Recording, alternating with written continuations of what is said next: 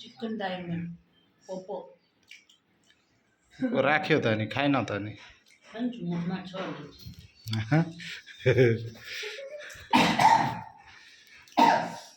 खा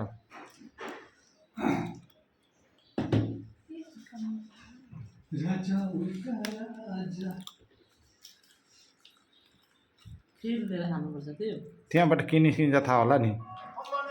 थाहा छ चिकन डायमन्ड भनेर आम्मामामामा है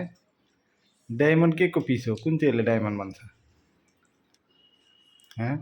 खाने बेलामा के नभन त प्लिज होइन सोधेको पो त डायमन्ड भन्ने अब चिकनलाई अब चिकनै भन्छ लेग पिस डायमन्ड पिस भनेको कहाँको पिसलाई भन्छ लेग पिसलाई